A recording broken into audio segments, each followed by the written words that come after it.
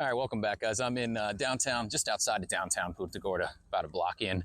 Today at Gilchrist Park.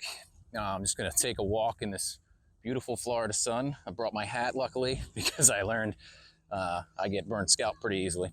So what I'm going to do is just kind of, well, first I'm going to adjust this camera for you. I'm going to kind of do a little walk around, just talk about what I'm seeing in the market. No real heavy data stuff. This is kind of just anecdotal, letting you know what's going on the ground in Charlotte County, subsequently Northport too. People like to say I live in Northport. I don't live in Charlotte County, but it's Northport, Charlotte. And when people come to look for homes here, they generally look from Northport, Englewood, Punta Gorda, and Port Charlotte, which are conveniently all the areas I serve. If you guys are looking for a great realtor, give me a call. Link in the description to all my info. And all right, so yeah, we'll take you around and we'll kick it off from here. Okay, so just to start off, I want to touch on open houses here in Charlotte County because we're seeing a lot of them. Some agents who have multiple listings are doing them all in one weekend. I'm seeing like 5 open houses per agent, some of the bigger agents per weekend. And these things are homes that have been on the market for 60, 90, some of them 300 days now. And previously, if I had said that to anyone, that a house would be on the market for 300 days in Charlotte County, you wouldn't have believed me. I wouldn't have believed me. So I understand that, but that's kind of just an indication of where the market's turning with current interest rates being where they are. Personally not a player, but pickleball, huge down here. Absolutely massive. These courts are filled every day. And in the evening, quite substantially. Yeah, so obviously we have houses staying on the market longer. I think everybody knows that. Prices are coming down. I just got the April numbers officially from the Board of Realtors. Looks like we're down about 10% on our average sales price, sitting around 7 on our median sales price. That's year over year, obviously. But what I see is a lot of houses, especially over $400,000 or $500,000, are doing $50,000, $75,000 price cuts, and it's still not moving the needle. Those are some of the ones they're doing open houses for.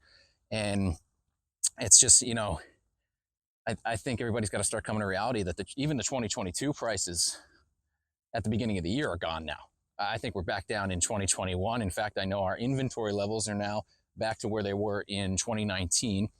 So that's going to have a huge effect on things. Yeah, so with all that being said, I'm sure you guys can tell too, the general vibe between realtors and mortgage brokers and anybody in the industry right now is not super excited. I do have a lot of people that are worried. They haven't had sales in months down here. We're very saturated for real estate agents all over Florida. So you really have we'll have like 4,000 in an area and we'll sell 300 houses a month. So you do the math, people are starting to get worried. And the sellers are starting to come down to reality. I'm seeing so many price drops around here.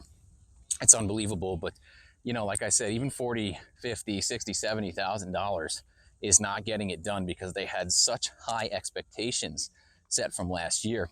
And, I partly blame agents on that as well.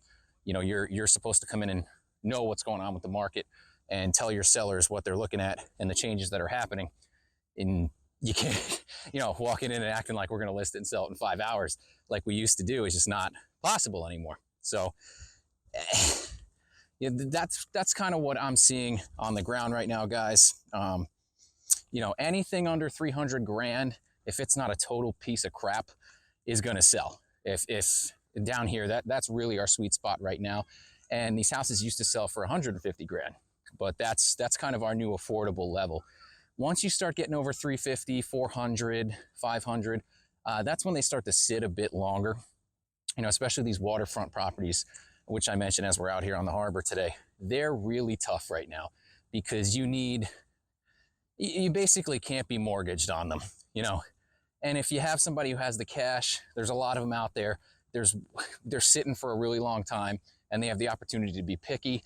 That's if they even want to swing the insurance for being on the water. And we'll give you guys a little spin right here. This is the view you're paying for. And I don't blame them. But we'll take a quick whip around here. See some of the places across the street. You know, the flood insurance on these homes is massive. Well, I'll get you a little closer. All right, a little closer there. Yeah, you can see some still have some Hurricane Ian damage left over.